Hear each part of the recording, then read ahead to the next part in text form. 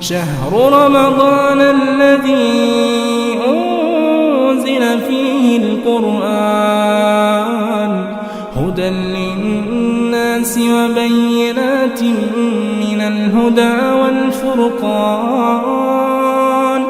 فمن شهد منكم الشهر فليصمه ومن كان مريضا أو على سفر فعدة من أيام أخر.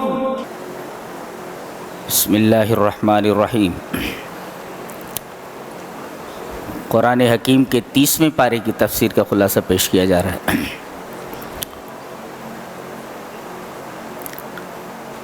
اللہ فرما رہا ہے کہ ہماری نعمتیں بے شمار ہیں، اتنی کہ تم گننا چاہو تو گن نہیں سکتے. وَإِن تَعُدُّوا نِعْمَةَ اللَّهِ لَا تُحْصُوهَا. یہاں اللہ نے بہت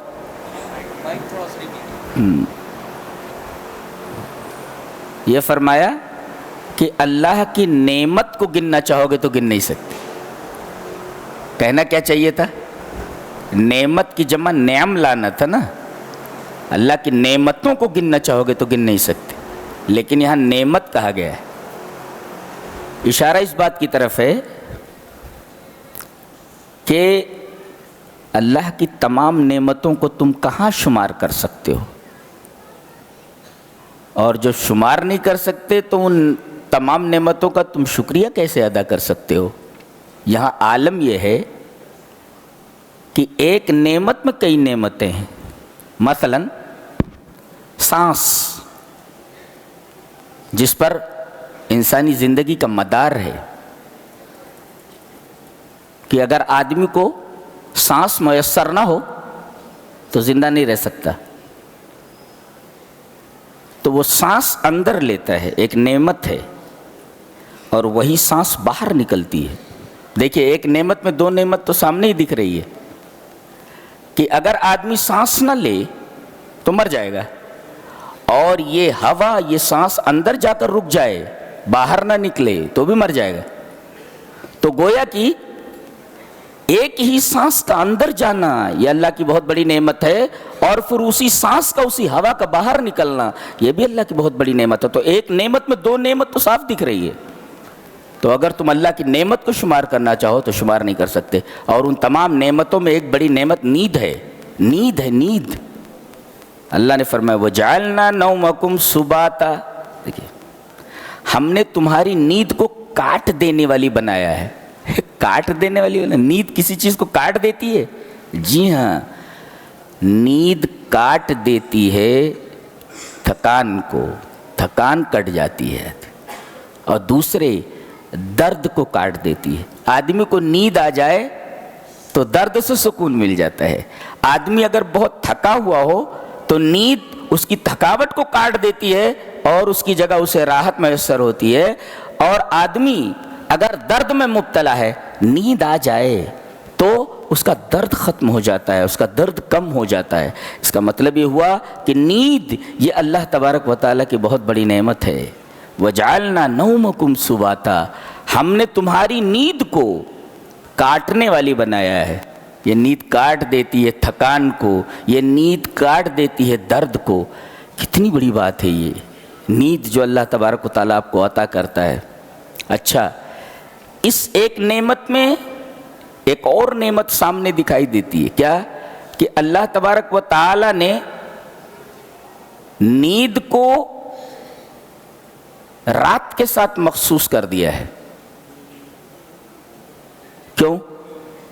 اس لیے کہ آدمی سونے لگے اور آس پاس شور شرابہ ہو، آوازیں ہوں، تو آدمی کی نیند میں خلل پڑتا ہے، نیند مکمل نہیں ہوتی. تو اللہ تبارک و تعالیٰ نے نیند کو رات میں مقرر فرمایا ہے. اس میں چوپائے بھی نیند لے لیتے ہیں، اور شور شرابہ بھی نہیں ہوتا، اور آدمی کو مکمل راحت نصیب ہو جاتی ہے. اس لیے اس ایک نعمت کے اندر ایک دوسری نعمت بھی نظر آ رہی ہے کہ اللہ تعالیٰ نے رات میں جب کہ شور شرابہ کم ہو جاتا ہے نیند کو رات کے لیے مقرر فرمایا ہے. آگے فرمایا ہم نے رات کو لباس بنایا ہے. کیا تعبیر ہے اللہ، کیا ایکسپریشن ہے، بولنے کا انداز. ہم نے رات کو لباس بنایا ہے. جی یہ رات کی تاریکی انسان کو ویسے ہی ڈھانک لیتی ہے جیسے آدمی کو اس کا لحاف اور اس کی چادر ڈھانک لیتی ہے. اتنا سمجھ میں آیا؟ اب اس ڈھکی ہوئی چیز میں، یہ ڈھکنے والی جو چیز ہے وہ ڈھکی ہوئی چیز کیسی ہے؟ بھئی یہ لباس ہے. یہ چادر پھیلا دی اللہ نے تاریکی کی، لیکن اس چادر کے اندر بھی اللہ تبارک و تعالیٰ دیکھ رہا ہے کہ کون سو رہا ہے، کون جرم کر رہا ہے، کون چوری کر رہا ہے، اور کون سجدوں میں ہے، کون آنسو بہا رہا ہے، کون رو رہا ہے، کون مجھے یاد کر رہا ہے. اللہ فرما رہا ہے کہ ہم نے رات کو لباس بنایا ہے، لیکن ہم دیکھتے ہیں کہ تاریکی کے اس لباس میں کون سجدے میں پڑا ہوا ہے، کون میرے حضور رو رہا ہے، گڑ گڑا رہا ہے، کس کو جہنم کی فکر ہے، کس کو جنت کی خواہش ہے، وہ سب میں دیکھ رہا ہوں. اس لباس کے اندر بھی وَجَعَلْنَا اللَّيْلَ لِبَاسًا، ہم نے رات کو لباس بنایا ہے.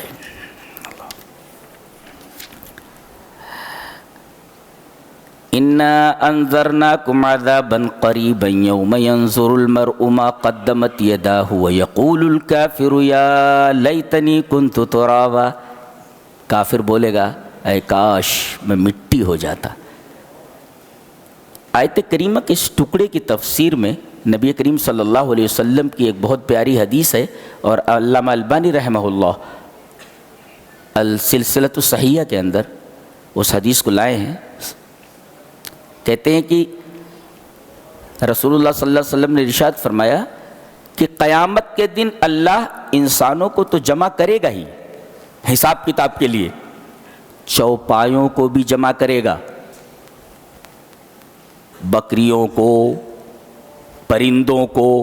چوپائے بھی جمع کیے جائیں گے اور پرندے بھی جمع کیے جائیں گے. اور آپ نے فرمایا کہ سینگ والی بکری سے بے سینگ والی بکری کا بدلہ لیا جائے گا. اگر سینگ والی بکری نے بے سینگ والی بکری کو سینگ ماری ہے تو اللہ تبارک و تعالی یہ بدلہ بے سینگ والی بکری کو سینگ والی بکری سے دلائے گا. اور جب ان چوپایوں کا، ان پرندوں کا بدلہ دیے جانے کے بعد معاملہ ختم ہوگا تو اللہ فرمائے گا کونی ترابا، سب کے سب مٹی ہو جاؤ، اور سب کے سب مٹی ہو جائیں گے. پتہ یہ چلا کہ ان کو جنت اور جہنم میں نہیں جانا ہے، یہ شریعت کے مکلف نہیں ہیں، یہ بس دنیا ہی میں کھا رہے ہیں، پی رہے ہیں، جی رہے ہیں، لیکن حساب کتاب ان کا بھی ہونے والا ہے. اور حساب کتاب ہونے کے بعد اللہ فرمائے گا کونی ترابا، سب کے سب مٹی ہو جاؤ، سب مٹی ہو جائیں گے. اب کافر اپنا انجام دیکھے گا کہ میرا انجام بد کیا ہے، ان کو مٹی ہوتے دیکھ کر کے تمنا کرے گا. وَيَقُولُ الْكَافِرُ يَا لَيْتَنِي كُنْتُ تُرَابًا، کافر بولے گا اے کاش میں بھی ان کی طرح مٹی ہو جاتا. لیکن مٹی نہیں ہونے دیا جائے گا ان کو. دنیا میں جو کرتوت انہوں نے کیے ہیں، ان کے کرتوتوں کی پوری سزا دیے جانے کے لیے جہنم مقرر ہے، جہنم میں ڈالا جائے گا.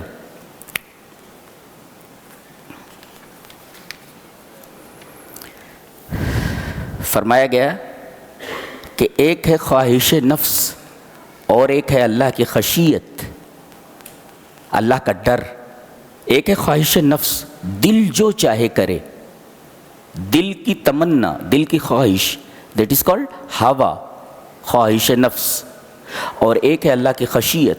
ایک مفسر کہتا ہے کہ خشیت اللہ والہوا ضدان لا یجتمعان، کہ اللہ کا ڈر اور خواہش نفس یہ دونوں ایک دوسرے کے اپوزٹ ہیں.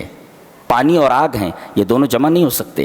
جس طرح پانی اور آگ ایک جگہ جمع نہیں ہو سکتے، یہ دونوں ایک دوسرے کی ضد ہیں، ایک دوسرے کا اپوزٹ ہیں. تو جب یہ دونوں ایک دوسرے سے، آگ اور پانی جمع نہیں ہو سکتے، ایسے ہی ہوا، خواہش نفس اور اللہ کا ڈر، یہ دونوں جمع نہیں ہو سکتے. اگر خواہش نفس ہے تو اللہ کا ڈر نہیں ہے، اور اللہ کا ڈر ہے تو خواہش نفس نہیں ہے. فرمایا گیا فَأَمَّا مَنْ طَغَى وَآثَرَ الْحَيَاةَ الدُّنْيَا فَإِنَّ الْجَحِيمَ هِيَ الْمَأْوَى وَأَمَّا مَنْ خَافَ مَقَامَ رَبِّهِ وَنَهَى النَّفْسَ عَنِ الْهَوَى فَإِنَّ الْجَنَّةَ هِيَ الْمَأْوَى. ٹیگ کیا ہے بولنے کا؟ اللہ اکبر. دنیا کی کوئی میوزک ایسی نہیں ہے جو اس کا مقابلہ کر سکے. انداز ہے بولنے کا، اور از اول تا آخر اس میوزک کا ردم نہیں بدلتا ہے، اتنا خوبصورت ردم ہے. فَأَمَّا مَنْ طَغَى وَآثَرَ الْحَيَاةَ الدُّنْيَا فَإِنَّ الْجَحِيمَ هِيَ الْمَأْوَى وَأَمَّا مَنْ خَافَ مَقَامَ رَبِّهِ وَنَهَى النَّفْسَ عَنِ الْهَوَى فَإِنَّ الْجَنَّةَ هِيَ الْمَأْوَى. دیکھ رہی اسٹائل کیسی بولنے کی سوال. قربان جائیے اس ایکسپریشن کو، پریس ادناس کے اوپر. ایسا کوئی بولتا ہے کیا بولتا ہے؟ اور جو اپنے رب کے حضور کھڑا ہونے سے ڈر گیا، دیکھا ڈر، اللہ کا خوف. وَنَهَى النَّفْسَ عَنِ الْهَوَى، اور نفس کو ہوا سے روک لیا. ہوا مانے خواہش نفس. دیکھ رہے ہیں خوف الہی اور ہوا دونوں کو ایک ساتھ ذکر کیا گیا ہے. تو گویا اللہ سے ڈرنا ہے، یہ پوزیٹو، اور وَنَهَى النَّفْسَ عَنِ الْهَوَى، اور خواہش نفس سے اپنے آپ کو روکنا ہے، یہ نگیٹو. گویا کہ یہ دو تار مل جائیں تو جیسے بجلی جل جاتی ہے، نگیٹو اور پوزیٹو تاروں کے ملنے سے بجلی جل گئی، ایسے ہی یہ پوزیٹو اور نگیٹو تار اگر مل جائیں تو جنت آپ کے لیے ہے. اللہ نے فَإِنَّ الْجَنَّةَ هِيَ الْمَأْوَى، یہ دونوں تار آپس میں مل جائیں تو ٹھکانہ جنت. جیسے نگیٹو اور پوزیٹو تار مل جائے تو بجلی جل جاتی ہے، جی ایسے ہی یہ دونوں تار مل جائیں، خشیت الہی، اللہ کا ڈر، یہ ہے پوزیٹو موجب، اور وَنَهَى النَّفْسَ عَنِ الْهَوَى، خواہش نفس سے اپنے آپ کو روک لینا، یہ نگیٹو ہے، یہ سالب ہے. تو موجب اور سالب، نگیٹو اور پوزیٹو، یہ دونوں مل جائیں تو بتی روشن ہو جائے. ایسے ہی یہ دونوں چیزیں، خوف الہی اور ہوا سے اپنے آپ کو روک لینا، یہ دونوں تار مل جائیں تو فَإِنَّ الْجَنَّةَ هِيَ الْمَأْوَى، بتی جل گئی، جنت ٹھکانہ ہے. جی ایک موجب ایک سالب ہے. کیا بات کہی گئی ہے. مسئلہ یہ نہیں ہے کہ قیامت کب آئے گی. کچھ لوگ یہی پوچھتے تھے اور بولتے تھے مرسا اس کا کہاں ہے. مرسا جانتے کیا ہوتا ہے؟ کیا بولنا چاہیے تھا؟ آپ کہہ رہے قیامت آئے گی، تو قیامت کب آئے گی ایسا بولنا تھا نا. آئے گی کہتے تھے یہ لنگر انداز کب ہوگی. لنگر انداز سمجھتے ہیں کس کو بولتے؟ یہاں کہیں دیکھا میں نے، کہیں لکھا ہوا لنگر ہاؤس لکھا ہوا ہے. تو ایک لنگر ہوتا ہے جہاں پر کھانا بنتا ہے، اور لنگر جو ہوتا ہے یہ وہ جو شپ ہوتی ہے بڑی بڑی، اس کو اگر کہیں روکنا ہوتا ہے تو لوہے کا بڑا وزنی رسے میں بندھا ہوا ہوتا ہے کوئی ایک مادہ، اس کو سمندر میں ڈال دیتے ہیں تو جہاز کھڑا ہو جاتا ہے. اس کو کہتے ہیں مرسا. یعنی اسی وجہ سے مرسا کہتے ہیں بندرگاہ کو. عربی میں مرسا بولتے ہیں بندرگاہ کا، اور مرسا مانے ٹھہرنا. تو یہ بولتے تھے، اب طنز دیکھو، آپ کا یہ قیامت کا جو جہاز ہے یہ چلا تو ہے، اب بول رہے ہیں لنگر انداز کب ہوگا. دیکھیں مرسا بول کر کے نبی کریم صلی اللہ علیہ وسلم پر طنز کر رہے ہیں. یہ جہاز چلا، رکے گا کب یہ پوچھ رہے ہیں. یسألونک عن الساعۃ ایان مرساہا،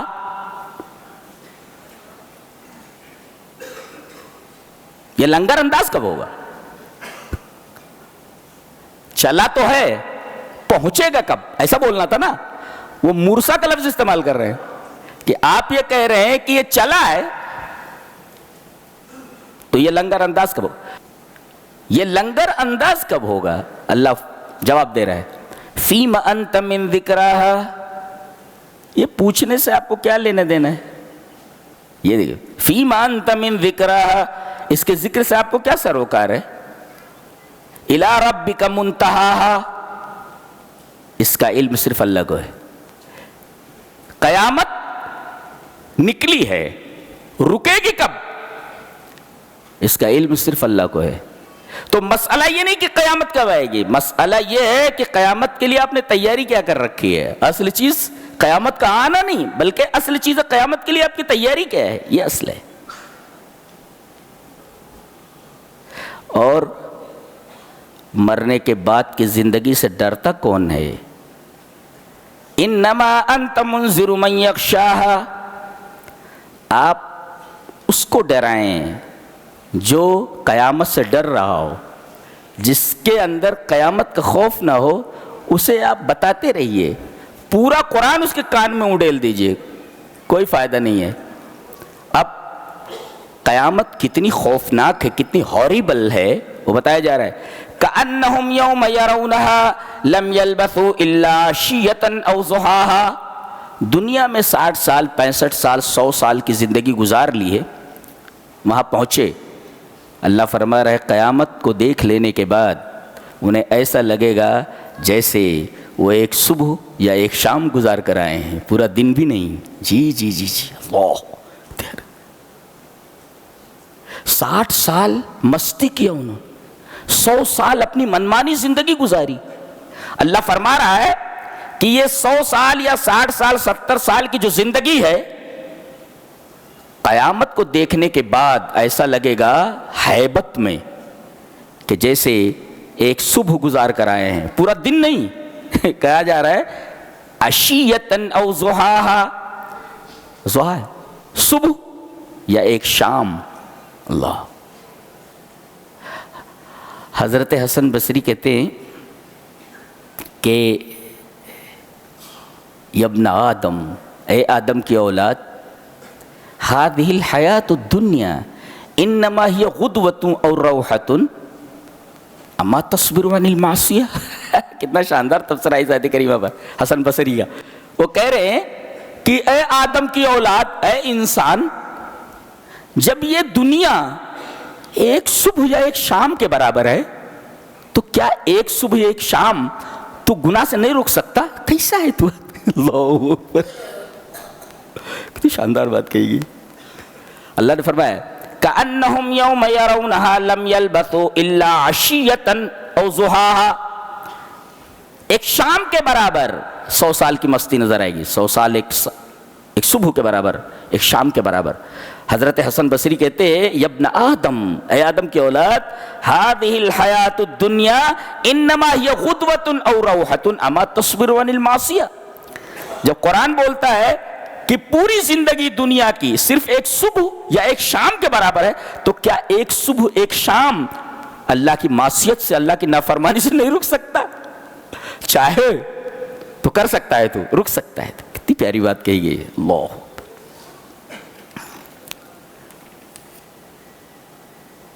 انسان کو اس کی اوقات بتائی گئی. تیری اوقات کیا ہے؟ تو بتائیں نہیں ہم لوگ، چپ رہے، تیری اوقات کیا ہے؟ اللہ بتا رہا ہے تیری اوقات کیا ہے.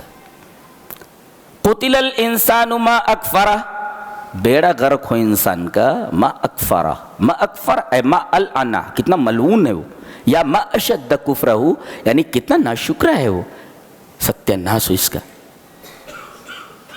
دیکھیے کتنا ناشکر ہے. اب اوقات بتائی جا رہی ہے.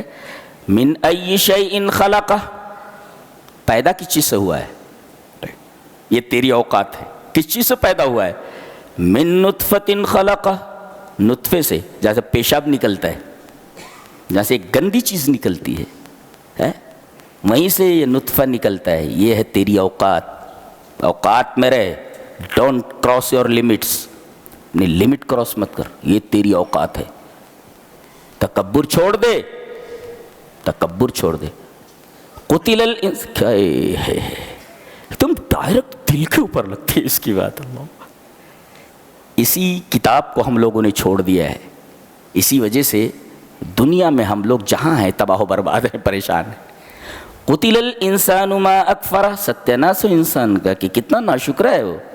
اس کی اوقات کیا بتایا گیا؟ من ای شیء خلقہ، کس چیز سے پیدا کیا گیا؟ من نطفہ، یہ ہے تیری اوقات. من نطفۃ خلقہ، نطفے سے پیدا کیا گیا ہے، جہاں سے پیشاب نکلتا ہے کہ اگر وہ کپڑے پر لگ جائے تو جب تک دھل نہ لے تب تک نماز نہیں ہوتی. جی کپڑا ناپاک ہو گیا, بدن پر جہاں لگ جائے دھل لے. تو گویا کہ اسی جگہ سے یہ چیز نکلی ہے من نطفہ, ایک ذلیل چیز ہے, ایک ذلیل جگہ سے نکلی ہے. یہاں تک کہ کہا گیا کہ آدمی جب پیشاب یا پاخانے کے لیے بیٹھے تو جب تک زمین سے قریب نہ ہو جائے تب تک کپڑا نہ اٹھائے. اتنی بیکار جگہ ہے. قریب ہو جائے تب اٹھائے. پھر فرمایا گیا یہ تیری اوقات ہے, گندی جگہ سے نکلنے والی چیز سے تو پیدا ہوا ہے. نطفہ ایک مائع مہین ہے, ذلیل پانی ہے, یہ تیری اوقات. تو پیدائشی ذلیل ہے, تو متکبر کیسے بن سکتا ہے؟ اور اس کے بعد فقدرہ, نطفے سے پیدا ہوا تو. فقدرہ کا مطلب کیا؟ اور بتائیں تیری اوقات کیا ہے؟ تیری مدت حیات لکھی ہوئی ہے. حدیث مسلم میں ہے, اللہ کے رسول صلی اللہ علیہ وسلم نے ارشاد فرمایا کہ جب انسان بن جاتا ہے, 40 دن نطفہ رہتا ہے, 40 دن علقہ رہتا ہے, 40 دن مضغہ رہتا ہے, اس طریقے سے جب انسان مکمل تیار ہو جاتا ہے تو فرشتہ بولتا ہے, اللہ فرماتا ہے لکھ. فرشتہ کہتا ہے ما اکتب, ماذا اکتب, کیا لکھوں؟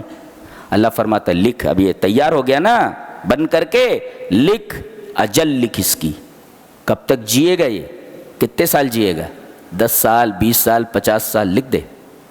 ٹھیک ہے, ہی نوٹڈ اٹ ڈاؤن, لکھ دیا اس نے. اچھا, پھر کہا جا رہا ہے لکھ رزق, لکھ دے کتنا ملنے والا ہے اس کا. اس کا مطلب اللہ تبارک و تعالیٰ نے رزق کو اپنے ہاتھ میں لے رکھا ہے. جی رزق اس کے ہاتھ میں ہے. اگر انسانوں کے ہاتھ میں رزق رکھ دے تو دوسرے کو زندہ نہیں رہنے دے گا, کھانے کے لیے مار ڈالے گا, کھانے کے لیے ترسا ڈالے گا. تو رزق اللہ تبارک و تعالیٰ نے اپنے ہاتھ میں لے رکھا ہے. اور اسی طرح نبوت بھی اپنے ہاتھ میں لے رکھی ہے. اللہ نے فرمایا رزق ایک حقیر چیز ہے, وہ میں نے تمہارے ذمہ نہیں کیا ہے. تو نبوت کے بارے میں بولتے محمد صلی اللہ علیہ وسلم پر کتاب کیوں اتر رہی ہے, ہمارے اوپر کیوں نہیں اتر رہی, تمہارے اوپر اتر رہی.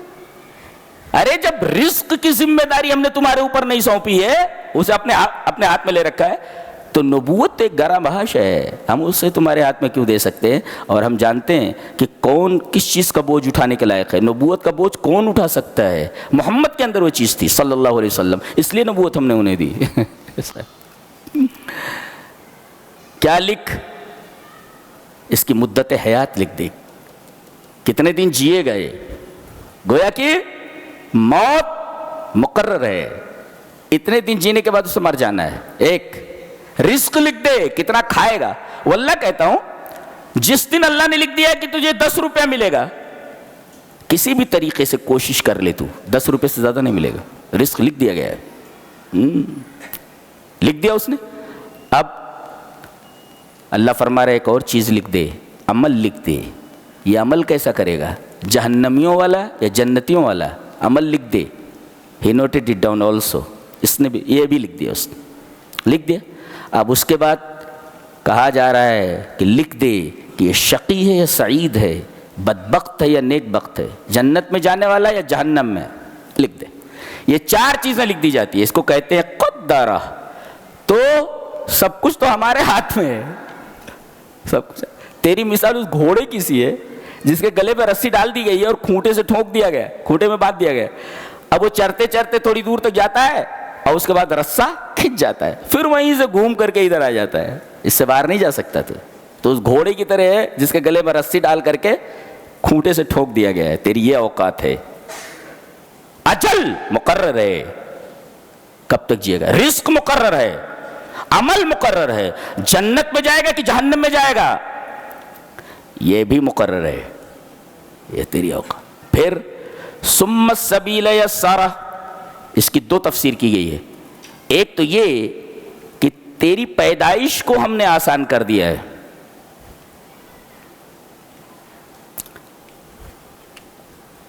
غالباً میں نے یوں پڑھا ہے کہ پیر جو ہے آگے کی طرف ہوتا ہے, اور جب پیدا ہوتا ہے تو آٹومیٹیکلی گھوم جاتا ہے, یہ منڈی ادھر ہو جاتی ہے نیچے کی طرف.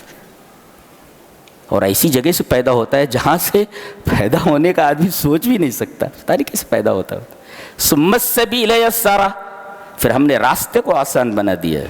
پیدا کیسے ہو تو پیدا ہوتا وہ بھی ہمارے ہاتھ میں ہے. اور ایک مطلب اس کا یہ کہ ہم نے تمام اندازے مقرر کیے اور پھر تیرے لیے خیر اور شر کی راہ بھی بتا دی. یہ خیر کا راستہ ہے اور یہ شر کا راستہ ہے. بتا دیا گیا کہ یہ جنت کی طرف جانے والا راستہ ہے اور یہ جہنم کی طرف جانے والا راستہ. ثم السبیل یسرا، اب تیری زندگی گزر گئی. ثم اماتہ، یہ نہیں کہ مر جاتا، اماتہ مار دیتا ہے اس کو. اس کا مطلب موت میرے ہاتھ میں ہے جس طرح زندگی میرے ہاتھ میں ہے. اور یہ بھی یاد رکھ، اپنی مرضی سے نہ تو پیدا ہوتا ہے اور نہ اپنی مرضی سے تو مرتا ہے. پیدائش بھی میرے حکم سے، میری اجازت سے، اور موت بھی میری اجازت سے. تو کیا ہے تو چاروں طرف سے تو گھرا ہوا ہے، تیری کیا اوقات ہے؟ ثم اماتہ، پھر اس کو مار دیتا ہے. پھر فاقبرہ، پھر اسے قبر میں لوگ ڈال دیتے ہیں. اور پھر یہ تیری اوقات ہے، نیچے چلا گیا قبر میں. ثم اذا شاء انشرہ، پھر ایک مدت کے بعد سور پھونکا جائے گا اور تجھے اٹھا لیا جائے گا. یہ زندگی کا پورا سفر ہے، بیان کر دیا گیا. اللہ اکبر. یہ پورا سفر اگر آدمی کو معلوم ہو اور ہمیشہ یاد رکھے تو آدمی کبھی غلط کام نہیں کر سکتا. اس کی زندگی کا پورا سفر بیان کر دیا گیا ہے. تیری زندگی کا سفر کیا ہے؟ جرنی آف یور لائف، زندگی کا سفر کیا ہے، پوری تفصیل بیان کر دی. 5 رشتہ دار، الاقرباء الخمسہ، 5 قریبی. کون کون ہیں؟ بھائی، ماں، باپ، بیوی، بیٹے. یہ 5 قریبی رشتہ دار ہیں، الاقرباء الخمسہ. آپ کو کوئی تکلیف دینے لگے، آپ کا بھائی آپ کے سامنے کھڑا ہو جاتا ہے آپ کی مدد کے لیے. ماں چلاتے ہوئے باہر نکل آتی ہے، میرے بیٹے کے اوپر کیسے ہاتھ اٹھا رہا ہے. باپ آ جاتا ہے، بیوی آ جاتی ہے. بیوی یہ بھی آ جاتی ہے، ایسی ایسی گالیاں دیتی کہ کان سے دھواں نکلنے لگے. بولے تو صاحبتی، صاحبہ مینس بیوی.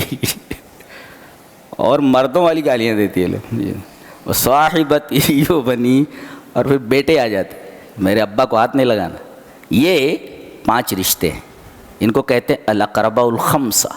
5 انتہائی قریبی رشتہ داریاں. آدمی دنیا میں مصیبت کے وقت، تکلیف کے وقت انہی کی پناہ لیتا تھا. اللہ فرما رہا ہے یہ جن کی پناہ تو دنیا میں لیتا تھا، تیرے بہت قریبی تھے نا، تجھے دیکھ کر بھاگیں گے کہ کہیں تو ان کے اوپر نظر نہ ڈال دے. یوم یفر المرء من اخیہ وامہ وابیہ وصاحبتہ وبنیہ لکل امرئ منہم یومئذ شأن یغنیہ. ہر آدمی کو اپنی پڑی ہوگی. وہاں آدمی اپنے بھائی سے بھاگے گا، اپنی ماں سے بھاگے گا، اپنے باپ سے بھاگے گا، اپنی بیوی سے بھاگے گا، اپنے بیٹوں سے بھاگے گا. دیکھ رہے ہیں، یہ 5 انتہائی قریبی رشتے ہیں. یہ رشتے نہیں رہ جائیں گے وہاں.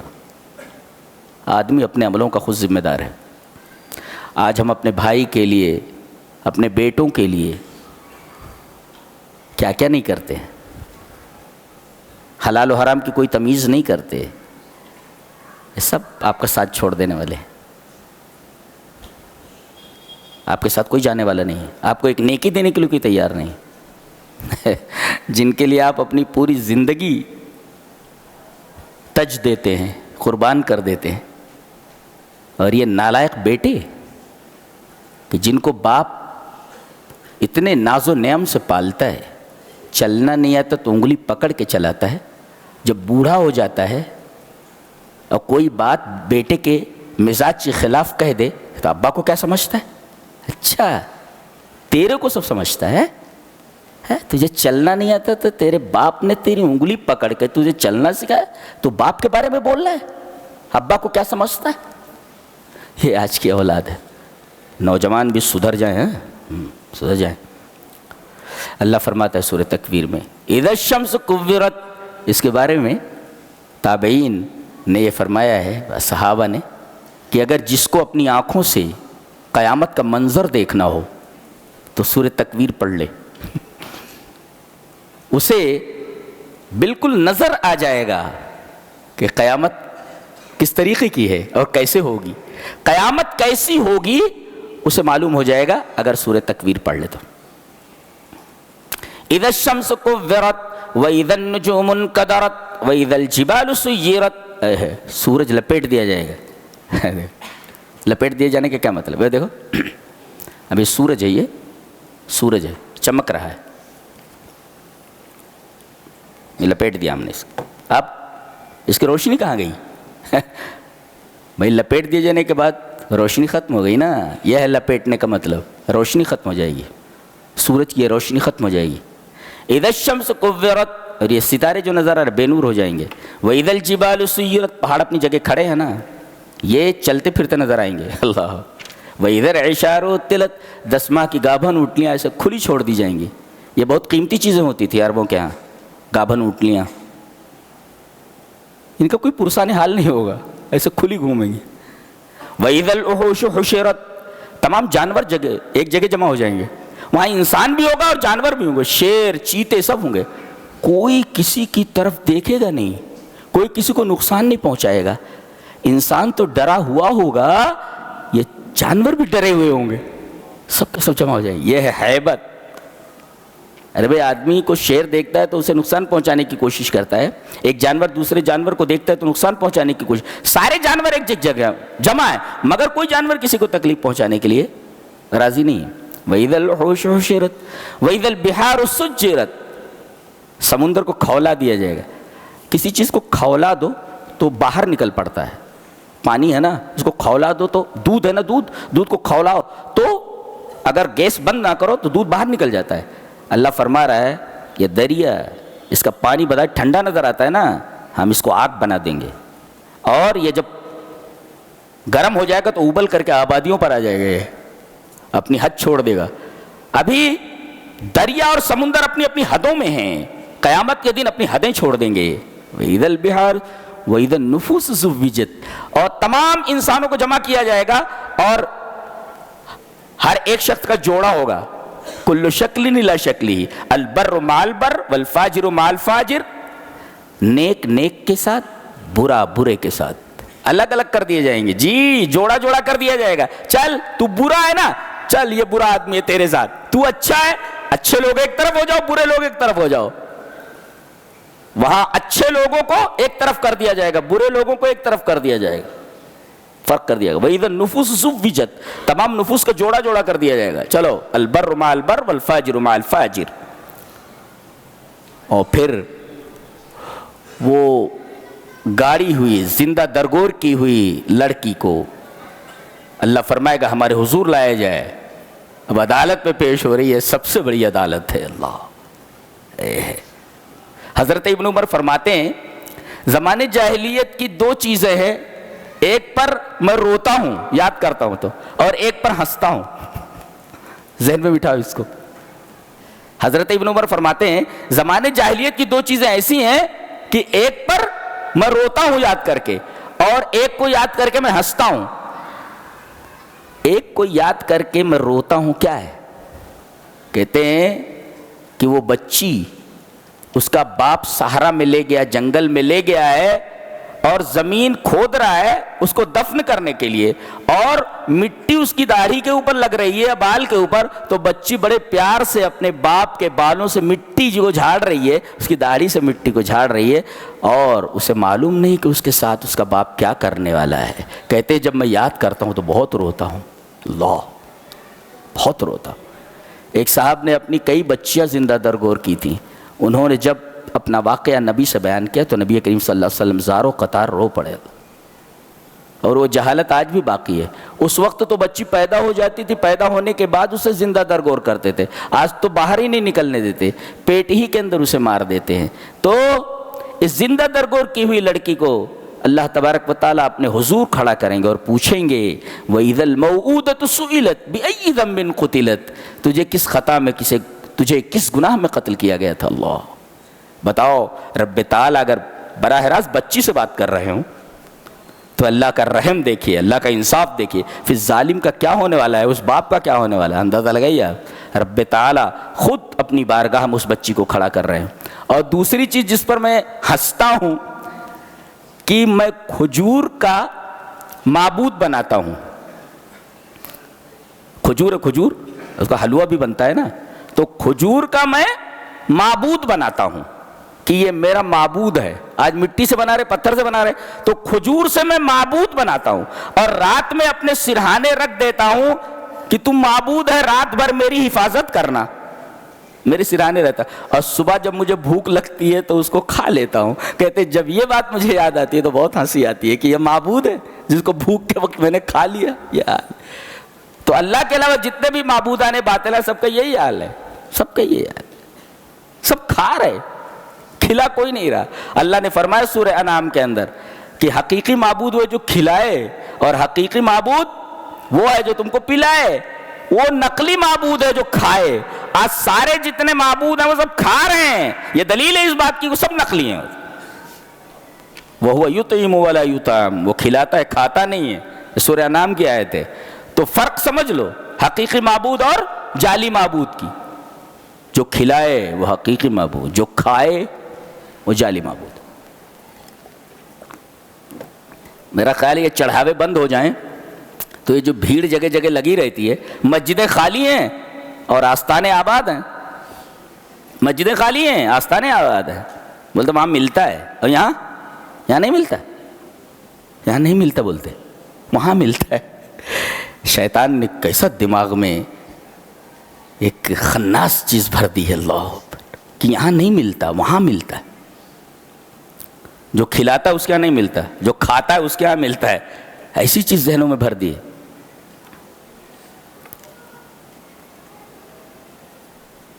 آگے فرمایا گیا وَإِذَا الصُّحُفُ نُشِرَتْ, تمہارے صحیفوں کو پھیلا دیا جائے گا. یہ پڑھ, دنیا میں جو کرتوت تو نے کیے ہیں نا وہ سب یہاں نوٹ ڈاؤن ہے. یہاں دیکھ, ایک مفسر لکھتا ہے جب یہ صحیفے تیرے سامنے کھول دیے جانے والے ہیں تو دنیا میں ذرا حساب سے چل.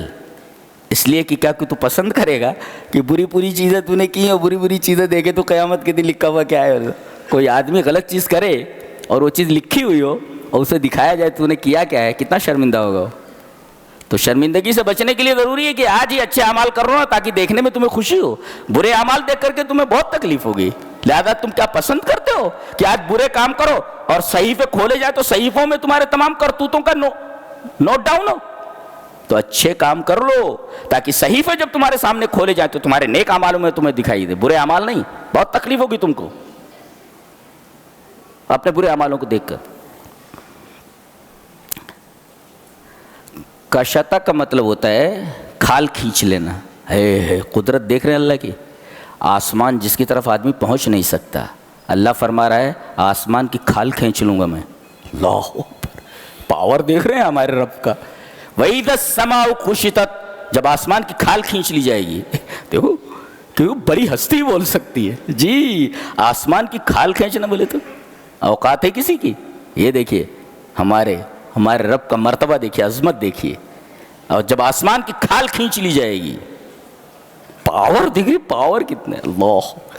اور جہنم کو بھڑکا دیا جائے گا, جنت کو قریب لے آیا جائے گا. وَإِذَا الْجَحِيمُ سُعِّرَتْ, جہنم کو بھڑکا دیا جائے گا. وَإِذَا الْجَنَّةُ أُزْلِفَتْ, حکم دیا جائے گا جہنم کو بھڑکا دو, حکم دیا جائے گا جنت کو قریب لے آؤ. عَلِمَتْ نَفْسٌ مَّا أَحْضَرَتْ, انسان نے جو کچھ کیا ہے سب اس کے سامنے آ جائے گا, سب حاضر کیا جائے گا. اللہ کیا بات ہے.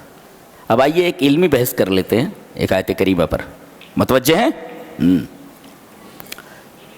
یا ایھا الانسان ما غرک بربک الکریم الذی خلقک فسواک فعدلک فی ای صورت ما شاء رکبک. کیسا کلام ہے, کہیں بے ہنگم نہیں دکھتا, بلکہ ردم ہے, از اول تاخر کلام کا انداز. یہ اللہ فرما رہا ہے اے انسان ما غرک بربک الکریم, اپنے رب سے تجھے کس نے دھوکے میں ڈال دیا ہے. ایک صاحب کہہ رہے ہیں کہ اللہ نے خود کہہ دیا ہے کہ آدمی گناہ کیوں کرتا ہے, اللہ کا کرم دیکھ کر کے کر لیتا ہے. بولے تو اللہ کریم ہے, بولتا ہے بخش دے گا, بہت رحیم ہے وہ. تو کس چیز نے تجھے دھوکے میں ڈال دیا ہے؟ اللہ کے کرم نے تجھے دھوکے میں ڈال دیا ہے کیا کہ وہ معاف کر دے گا؟ کریم جو ہوتا ہے نا وہ دوسروں کی خطاؤں کو دیکھ کر نظر انداز کر دیتا ہے، اغماض کرتا ہے، چشم پوشی کرتا ہے۔ اللہ پوچھ رہا ہے اپنی صفت لا کر کے یہ بتانے کے لیے کہ میری کریمی دیکھ کر کے، میری شانی کریمی دیکھ کر کے تو گناہ کرتا ہے کیا؟ یا ایھا الانسان ما غرک بربک الکریم، ہمارا رب کیسا ہے دیکھو، محبت کیے جانے کے لائق ہے، سچی محبت کیے جانے کے لائق ہمارا رب ہے۔ یا ایھا الانسان ما غرک بربک الکریم، تجھے کس نے دھوکے میں ڈال دیا ہے اپنے رب سے کہ تو گناہ پر گناہ کیے چلا جا رہا ہے؟ میری شانی کریمی دیکھ کر کے، ما غرک بربک الکریم، میں کریم ہوں اس وجہ سے تو گناہ کرتا ہے کہ میں بخش دوں گا۔ یقیناً میرے رب تیری کریمی دیکھ کر کے سب لوگ گناہ کرتے ہیں، میرے رب تیری کریمی دیکھ کر کے گناہ کر لیتے ہیں لوگ۔ ہم سب کو معاف کر دے، اپنی شان کریمی سے ہم کو معاف کر دے۔ ہم سے گناہ ہو گئے تیری شان کریمی دیکھ کر کے، تو ہمارے گناہوں کو نہ دیکھ، تو اپنی شان کریمی کو دیکھ، اپنی شان رحیمی کو دیکھ میرے رب۔ اب یہ تو ہوا عملی بحث، یہ تو علمی بحث۔ الذی خلقک فسواک فعدلک، یہ دو چیزیں ہمیں دیکھنی ہیں، بلکہ تین چیزیں۔ تجھے پیدا کیا اس نے، پیدا کرنے کا مطلب عدم سے وجود میں لایا، تمہارا وجود نہیں تھا، اس نے تمہیں وجود بخشا ہے۔ ایک فسواک، تمہارا تسویہ کیا، یہ ہم تسویہ سمجھانا چاہ رہے ہیں۔ فعدلک، اور تمہیں حد اعتدال میں رکھا ہے۔ ان دونوں چیزوں کا مفہوم ہم سمجھاتے ہیں۔ خلقہ کا مطلب سمجھ میں آیا؟ نہیں تھے، نتھنگ تھے، ہم نے تمہیں سم تھنگ کر دیا، یہ ہوا خلقہ کا مطلب، عدم سے وجود میں لے آئے۔ فسواکہ کا مطلب اللہ بتا رہا ہے کہ جو پارٹ بدن کا جہاں مناسب تھا وہیں پر رکھا ہے، یہ ہماری کاریگری ہے، اس کو تسویہ کہتے ہیں۔ مثلا آدمی کے منہ کے بالکل اوپر ناک ہے، آدمی کوئی چیز کھانے لگے فوراً اس کی بو معلوم ہو جاتی کیسی ہے یہ۔ اگر یہ ناک پیچھے ہوتی تو کیا ہوتا؟ جی دیکھ رہے ہیں آپ، جو جہاں مناسب تھا رکھنے کے لیے اللہ نے اس کو وہیں رکھا ہے۔ آدمی منہ سے کھاتا ہے، بالکل اس کے اوپر ناک ہے، آدمی کھائے تو پتہ چلے کیا کھا رہے ہیں، بو کیسی ہے، اچھی یا بری، اور اس کے عین اوپر آنکھ ہے تاکہ دیکھے کہ کیا چیز ہے۔ اور یہ بھی اللہ نے فرمایا یہ ہمارا رحم ہے کہ آنکھوں کے اندر ہم نے اتنی بینائی نہیں عطا کی ہے، ورنہ تم کھانا بھی نہیں کھا سکتے تھے، پانی بھی نہیں پی سکتے تھے، اس لیے کہ اگر مائکروسکوپ سے دیکھا جائے مجہر سے تو پانی کے اندر اتنے کیڑے سے کل بلاتے نظر آئیں گے، آدمی پی نہیں سکتا ہے پانی۔ جی تو یہ تصویر آئی ہے، ہم نے آنکھوں کی بینائی کو اس حد تک رکھا ہے کہ تم پانی پی سکو۔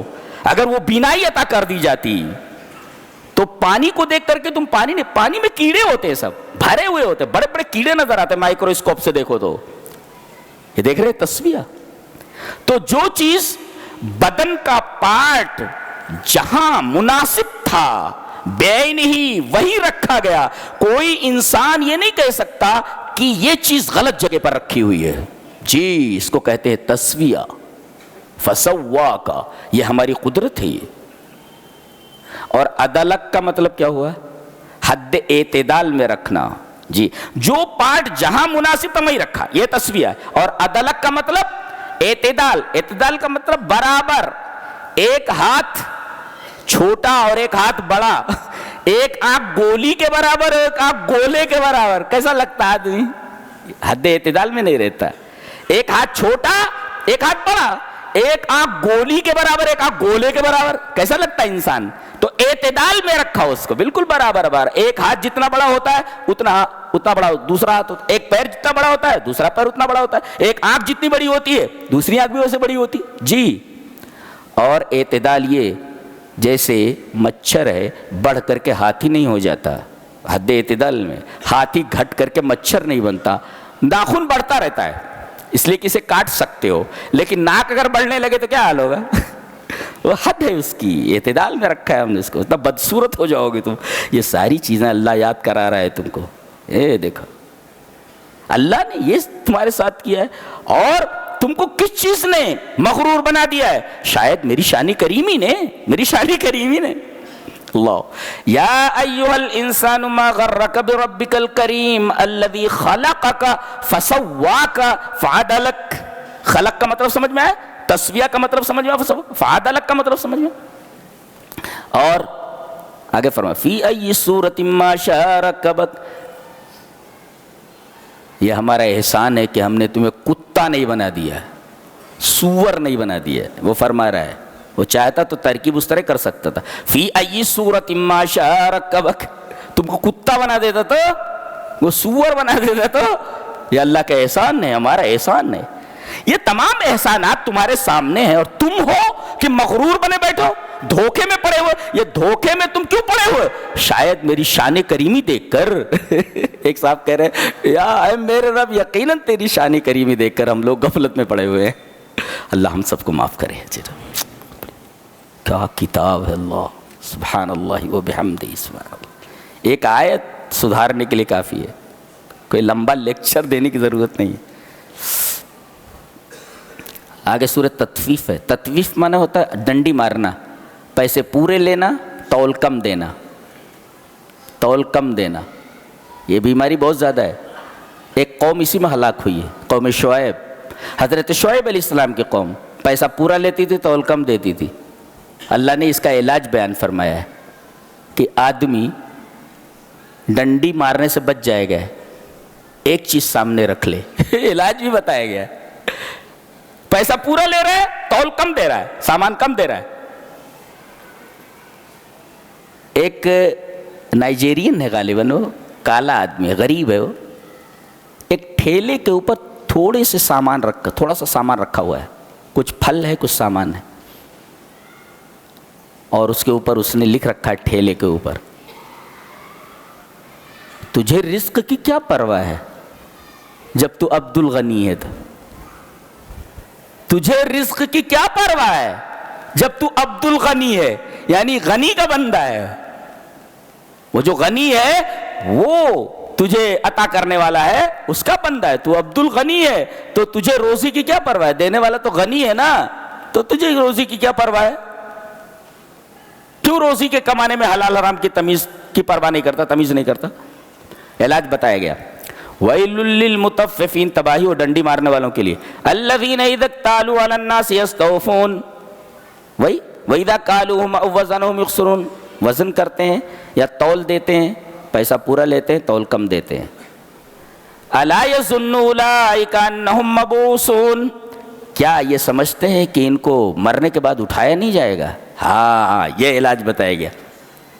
لیوم عظیم، ایک عظیم دن ہوگا، اس کے لیے تم کو اٹھایا جائے گا، فیصلے کا دن ہو۔ یہ اگر یاد رہے کہ میں جو کر رہا ہوں ایک دن مجھے رب تعالیٰ کے سامنے کھڑا ہونا ہے، اگر یہ تصور آدمی کے ذہن میں آ جائے تو پھر وہ ڈنڈی کبھی نہیں مارے گا۔ اس کا علاج بتا دیا گیا ہے۔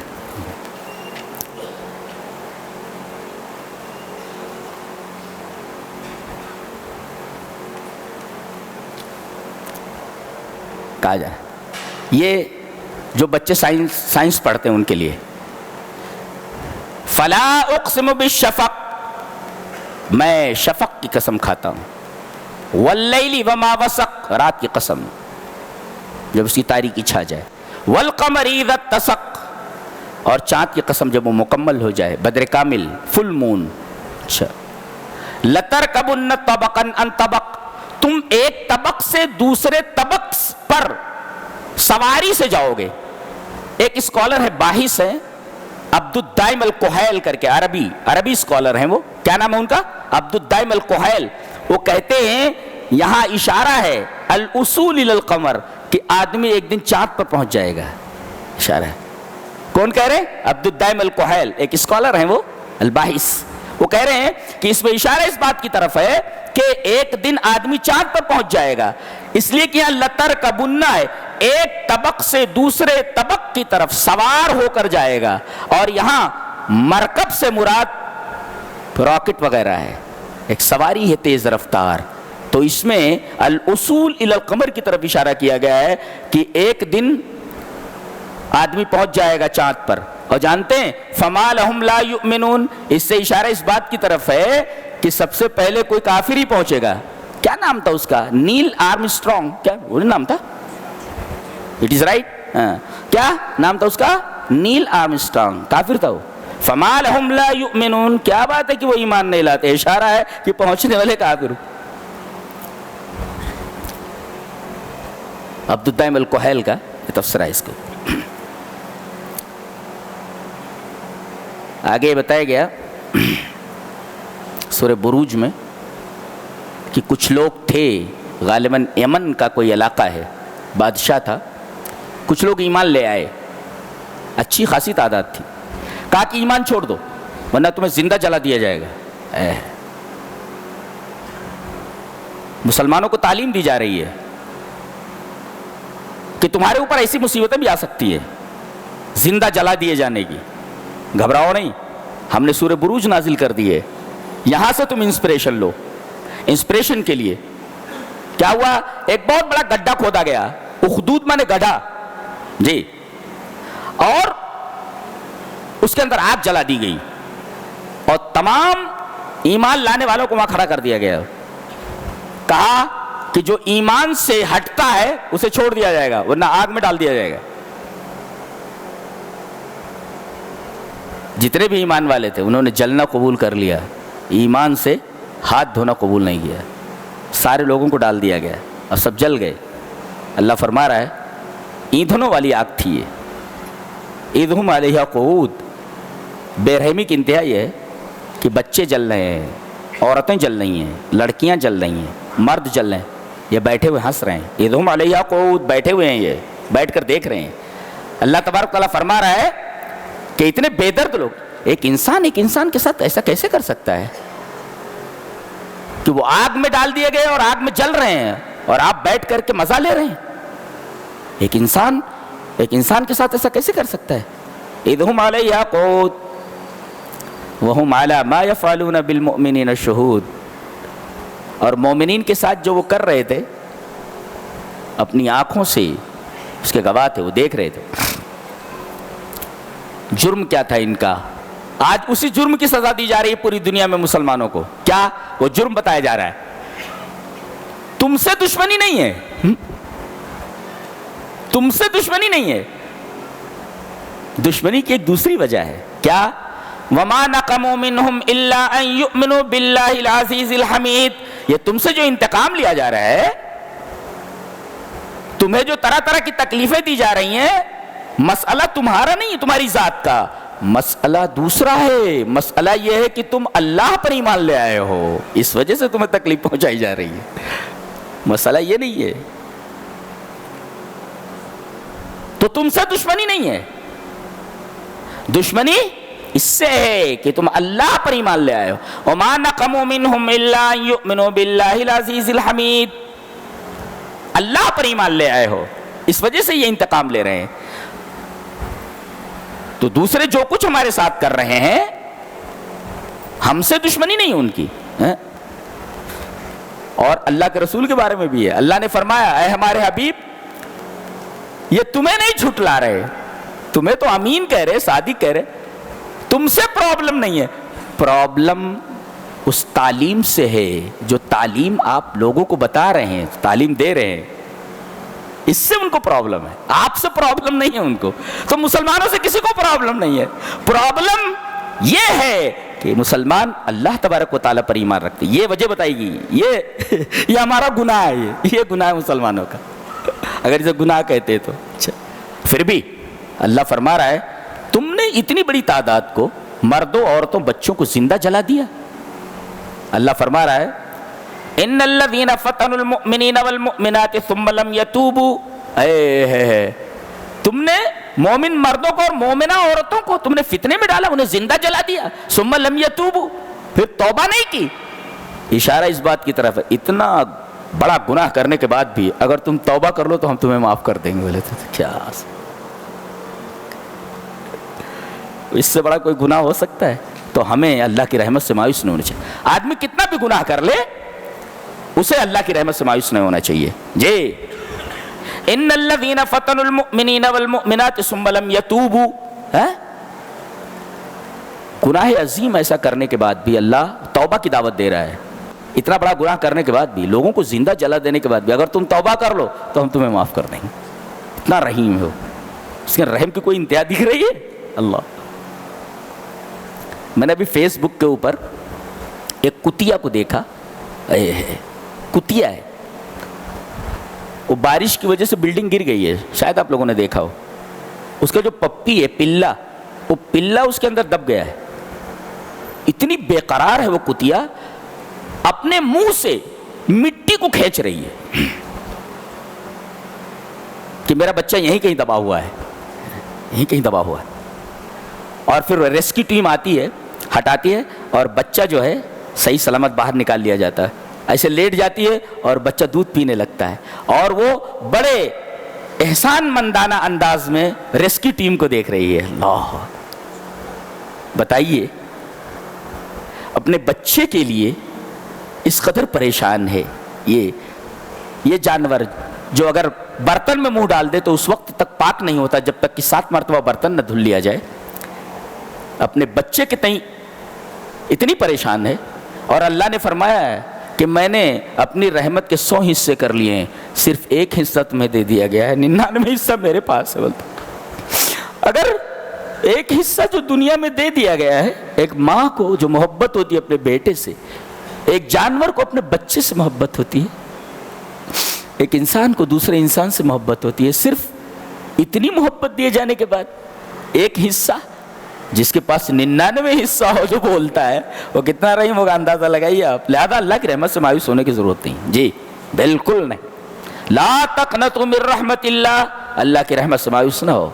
ان الذین فتنوا المؤمنین, ہاں کوشش یہ کرو, اہم یہ نہیں ہے کہ تم نے گناہ کر لیا ہے, اہم یہ ہے کہ تم نے توبہ نہیں کی ہے. توبہ اللہ کو بہت محبوب, مرنے سے پہلے توبہ کر لو.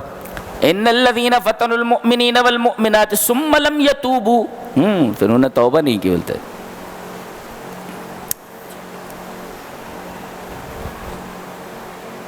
فرمایا گیا ایسی زندگی تم نے دیکھی ہے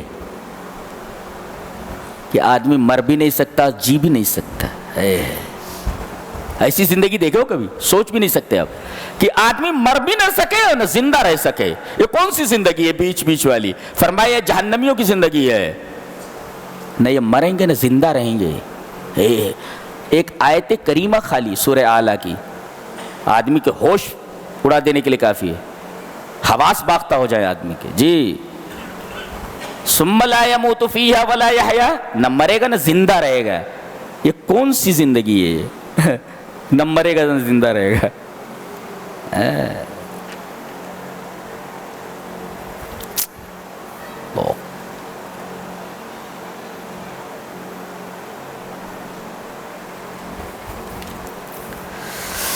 سبحان اللہ و بحمدہ سبحان اللہ العظیم. کیا پوری کائنات کی تھیسس ہے, کیا بیان کیا جائے کیا چھوڑا جائے. اللہ, انا انزلناہ فی لیلۃ القدر. آج 27 ہے نا, لیکن ہم کو تلاش کرنا ہے کس میں؟ 5 تاقراتوں میں. اب الحمدللہ سارے بھائی, سنی بھائی ہیں, دیوبندی بھائی ہیں, یہ سارے کے سارے الحمدللہ 5 تاقراتیں جاگنے لگے ہیں سب, اور وہ سمجھتے ہیں کہ نبی کریم صلی اللہ علیہ وسلم کی حدیث پاک ہے کہ 5 تاقراتوں میں سے تلاش کیا جائے, صرف 27 کو خاص نہ کر لیا جائے. جی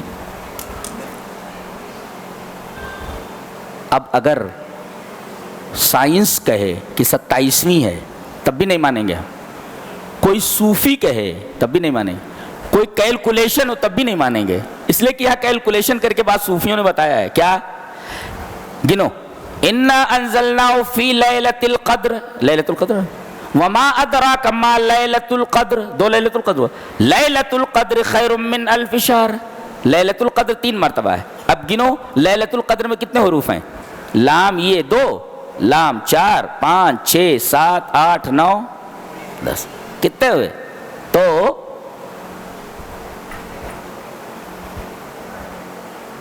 9 ہے اس میں, 9, اور 3 مرتبہ آیا ہے. لیلۃ القدر لیلۃ القدر لیلۃ القدر 9 تاریخ 27 جی 27 لیلۃ القدر 3 مرتبہ ہے نا. انا انزلناہ فی لیلۃ القدر وما ادراک ما لیلۃ القدر لیلۃ القدر خیر من الف شہر. تو ایک لیلۃ القدر میں 9 ہے, 3 مرتبہ ہے, 9 تاریخ 27 پہ رات. یہ کیلکولیشن ہے, ہم اس کیلکولیشن کو نہیں مانتے, اس لیے کہ نبی نے فرمایا 5 طاقراتوں میں تلاش کرو, لہذا ہمیں 5 طاقراتوں میں تلاش کرنا یہ سنت ہے. ہم کیلکولیشن نہیں دیکھیں گے نبی کے فرمان کے سامنے. ہمارے لیے نبی کا فرمان پیارا ہے, کیلکولیشن پیارا نہیں. کیلکولیشن غلط ہو سکتا ہے. جی جی. والعصر, زمانے کی قسم. ایک بات یاد رکھو, آدمی اللہ کے علاوہ کسی کی قسم نہیں کھا سکتا, اور اللہ اپنی مخلوق کی, کسی بھی مخلوق کی قسم کھا سکتا ہے. جی, چاند کی قسم کھا سکتا ہے, ابھی کھایا نا اس نے. اور اگر کوئی آدمی قسم کھا لے اور قسم توڑے تو کفارہ یمین دے. یمین مانے قسم, کفارہ قسم دے, کفارہ یمین دے. نبی کریم صلی اللہ علیہ وسلم نے اپنے اوپر شہد کو حرام کر لیا تھا. آیت اتری, یا ایھا النبی لم تحرم ما احل اللہ لک. اے ہمارے حبیب, آپ نے وہ چیز حرام کیسے کی جو ہم نے حلال کی تھی؟ شہد ہم نے حلال کیا تھا, آپ نے اس کو حرام کیوں کیا؟ اس کا مطلب اللہ تبارک و تعالیٰ جس چیز کو حلال کر دے اسے نبی حرام نہیں کر سکتا, اور حرام کر دے تو اسے حلال نہیں کر سکتا. تو نبی کریم صلی اللہ علیہ وسلم نے اپنے اوپر شہد کو حرام کر لیا تھا, آپ نے کفارہ یمین دیا. کفارہ یمین کیا ہے وہ دیکھ لیتے ہیں. قسم کا کفارہ کیا ہے؟ میں نے بتایا تھا کہ قسم 3 طریقے کی ہوتی ہے. لغو قسم, اللہ کی قسم, اللہ کی قسم. آدمی بلا ارادہ بولتا رہتا ہے تو اس پر پکڑ نہیں ہے. اور ایک پر بڑی زبردست پکڑ ہے, یمین غموس, دھوکہ دے کر کے مال بیچ رہا ہے اور اللہ کی قسم کھا رہا ہے. اللہ کی قسم, یہ میں 1000 روپے میں لایا ہوں, میں آپ کو 1010 روپے میں دے رہا ہوں, اور جبکہ یہ آدمی 100 روپے میں 200 روپے میں لایا ہے اس کو. تو جھوٹ بول کر کے اللہ کی قسم کھا کر کے کوئی چیز بیچنا یمین غموس ہے, اس کا کفارہ نہیں ہے, توبہ ہے اس کے اوپر, اتنا بڑا گناہ ہے. ہاں یمین منعقدہ, عقدتم الایمان, یمین منعقدہ کے اوپر کفارہ یمین ہے. جیسے نبی کریم صلی اللہ علیہ وسلم, کوئی آدمی کہے اللہ کی قسم میں ٹھنڈا پانی نہیں پیوں گا. ارے بھائی کیوں حرام کیا تو نے؟ ٹھنڈا پانی اللہ نے حلال کیا. اللہ کی قسم میں فلاں مسلمان بھائی سے بات نہیں کروں گا. ارے بھائی 3 دن سے زیادہ اپنے مسلمان بھائی سے کینہ نہیں رکھنا چاہیے, جب بات کر لے, لیکن اب کفارہ قسم دے. کفارہ قسم کیا ہے؟ ایک تو ہے 10 مسکینوں کا اوسط درجے کا کھانا, 10 مس 10, اطعام 10 مساکین من اوسط ما تطعمون اہلیکم. اوسط درجے کا کھانا 10 مسکینوں کا, 10 بیگرز, 10 مسکین, برابر ہے. اگر کھانا نہ کھلا سکو, او کسوتہم, 10 مسکینوں کا اوسط درجے کا کپڑا دے دو, 2 ہوا. او تحریر رقبہ, یا ایک غلام آزاد کر دو. اس وقت تو وہ تصور نہیں ہے. فمن لم یجد, اگر یہ تینوں آپشنز جو دیے گئے ہیں آپ نہ کر سکیں تو 3 دن کا روزہ رکھ لیں. فصیام 3 ایام, 10 مسکینوں کا کھانا, 10 مسکینوں کا اوسط درجے کا کپڑا, غلام آزاد کرنا, آخری آپشن ہے. یہ تینوں نہ ہو سکے تو 3 دن کا روزہ رکھنا. یہ کفارہ قسم ہے, 10 مسکینوں کا کھانا. اللہ قسم کھا رہا ہے زمانے کی, زمانے کی قسم. اس کے لیے کہا عصر, عصر ڈرا دیا گیا ہے. یہ جس چیز کی قسم کھائی گئی ہے ڈرا دینے والی ہے. کیا عصر مانے ہوتا ہے نچوڑنا. یہ ہے گنا, گنا ہے یہ گنا. اب یہ اس میں مشین میں ڈال دیتے ہیں. اب یہ مشین جو ہے اس کو خوب اور جو لوگ گنے سے رس نکالتے ہیں, بالکل ایک قطرہ جب تک اس میں باقی رہ جاتا ہے تب تک اس کو ڈالتے رہتے, ڈالتے رہتے, ڈالتے رہتے, کچھ بچتا نہیں. اس کے بعد ایک طرف اس کو پھینک دیتے ہیں. تو یہ گنا گیا, نکل گیا, پھر ڈالتے ہیں اس کو, تھوڑا اور ٹائٹ کرتے ہیں پھر یہاں تک کہ ایک قطرہ نہیں بچتا ہے. تو عصر کا مطلب ہوتا ہے نچوڑنا. اللہ فرما رہا ہے ایسی تمہاری زندگی اور اس پر گزرنے والے لمحے ہیں. کہ جو لمحے گزر گئے وہ اب تمہاری زندگی میں ایسے ہی آنے والے نہیں ہیں جیسے گنے سے رس نکالنے کے بعد دنیا کا کوئی سائنٹسٹ وہ رس گنے میں نہیں ڈال سکتا. جی والعصر ان الانسان لفی خسر. لہذا what are you doing؟ بولے I am killing flies. I am killing time. تو آپ کو ٹائم کل کرنے کے لیے پیدا کیا گیا ہے. You are killing time. You are killing flies. مکھی مار رہے ہیں آپ. اس لیے کہ جو لمحات آپ کی زندگی سے مائنس ہو جا رہے ہیں، پوری زندگی پوری دنیا دے دو، وہ ایک لمحہ زندگی کا جو گزر گیا وہ تمہاری زندگی میں ایسے ہی آنے والا نہیں ہے جیسے کہ گنے سے نکالا ہوا رس دوبارہ گنے میں واپس نہیں کیا جا سکتا. اسی وجہ سے عصر کہا گیا، نچوڑنا. جی تمہاری زندگی نچوڑی جا رہی ہے اور جب نچوڑ جاؤ گے جیسے گنے کو پھینک دیا جاتا ہے تم کو زمین کے نیچے پہ. کیا بات ہے، سبحان اللہ و بحمدہ. کیا کتاب ہے، کیا کتاب ہے، سبحان اللہ. بڑی شاندار کتاب ہے، بڑی شاندار کتاب. رب تعالیٰ تو بہت عظیم ہے. تو اور ایک بات یاد رکھو، اللہ کی ذات جس طریقے سے کسی کے مشابہ نہیں ہے، اس کی کوئی صفت بھی مخلوق کی صفت کے مشابہ نہیں ہے. اس کی ذات کسی کے مشابہ نہیں. جی جیسے اللہ اترتا ہے، چڑھتا ہے، کہتے ہیں چڑھتا ہے اترتا ہے، پتہ نہیں کیسے چڑھتا ہے کیسے اترتا ہے. اب ہم لوگ کیا جانتے ہیں؟ ایک ہی چڑھنا اترنا جانتے ہیں نا. یہ گئے آپ، یہ اترے آپ، یہ ہم جانتے ہیں نا. تو یہ آپ کی صفت ہے. تو اللہ آپ جیسا نہیں ہے، مخلوق جیسا نہیں ہے، اس کی ذات ویسی نہیں ہے، لہذا اس کی صفت بھی ویسی نہیں ہے جیسا تم سوچ رہے ہو. جی لہذا لوگ کہتے ہیں کہ اگر کسی منسٹر تک پہنچنا ہے تو کوئی واسطہ ضروری ہے، پانی تک پہنچنا ہے کنویں کے تو ڈول اور رسی کا وسیلہ ضروری ہے. غلط استدلال ہے، اس لیے کہ آپ نے خالق کو مخلوق کے اوپر قیاس کر لیا. اللہ جیسے اپنی ذات میں کسی کا شبیہ نہیں ہے، ایسے اپنی صفت میں کسی کا شبیہ نہیں ہے. جی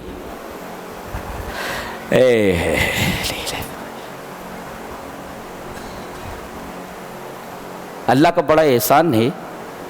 دو چیزیں اگر دے دے تو، ایک بھوک کے بعد کھانا اور خوف کے بعد امن. یہ دونوں چیزیں تو زندگی کا حاصل ہیں. آدمی چین سے روٹی کھا سکے ایک، اور وقت کے اوپر اسے روٹی مل جائے. اللہ فرما رہے میرا کتنا بڑا احسان ہے. لإيلاف قريش إيلافهم رحلة الشتاء والصيف فليعبدوا رب هذا البيت الذي أطعمهم من جوع وآمنهم من خوف. خوف کے بعد تمہیں ہم نے امن دیا. آدمی کو بھوک لگی ہوئی ہو اور اسے کھانا مل جائے کتنا خوش ہوتا ہے. کتنی بڑی نعمت ہے بھوک کے بعد کھانا مل جانا. اور خوف میں مبتلا ہو اسے امن مل جائے. اللہ فرما رہا ہے یہ ہم نے دیا کعبہ کی بدولت. لیکن جب کعبہ کی بدولت تمہیں یہ چیز مل گئی تو تمہیں رب کعبہ کی ہی عبادت کرنی چاہیے، کسی اور کی نہیں. دیکھیں کتنی شاندار دلیل ہے، کتنی شاندار دلیل ہے.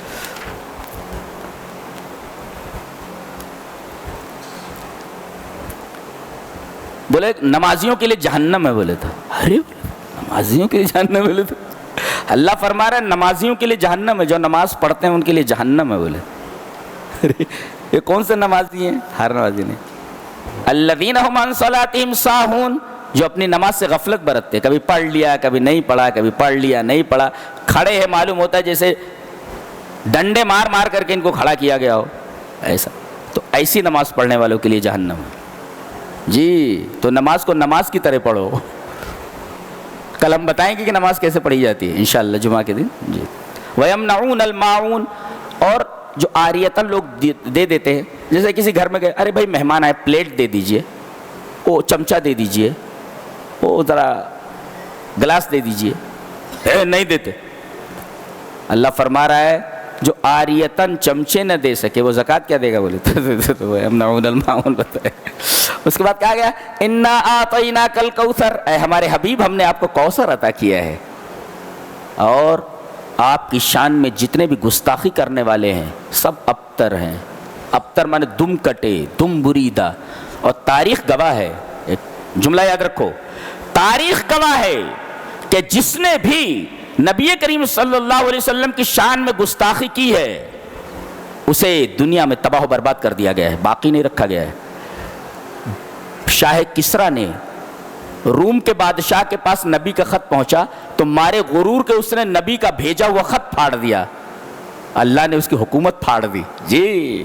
لہذا نبی کی عظمت اتنی ہے, نبی کی شان اتنی بڑی ہے کہ نبی کی شان کو اللہ نے اتنا بلند کر رکھا ہے کہ کوئی نبی کی شان میں گستاخی کر دے تو اسے آخرت میں سزا تو ملنے والی ہے, دنیا میں اسے تباہ و برباد کر دیا جاتا ہے. یہ قاعدہ ہے یہ اللہ کا. اس سے پتہ چلتا ہے کہ اللہ اپنے حبیب کو کتنا چاہتا ہے اور ہمیں اللہ کے رسول صلی اللہ علیہ وسلم سے کتنی محبت کرنی چاہیے. درود شریف تو پڑھ لیجیے.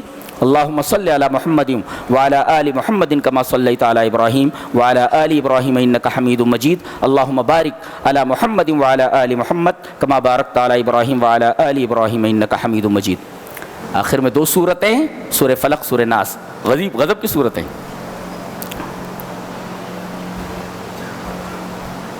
ایک صاحب نے کہا ہے کہ قرآن شروع ہوتا ہے بے سے اور ختم ہوتا ہے سین پہ.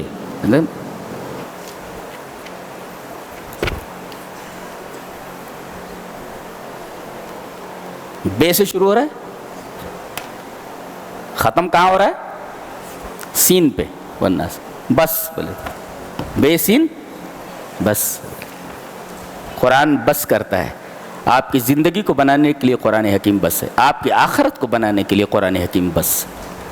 اس میں دیکھیں قل اعوذ برب الفلق من شر ما خلق ومن شر غاسق اذا وقب ومن شر النفاثات في العقد ومن شر حاسد اذا. سورہ فلق پہلے, سورہ ناس بعد میں. نقطہ کیا ہے اس میں؟ اللہ کی ایک صفت کے ذریعے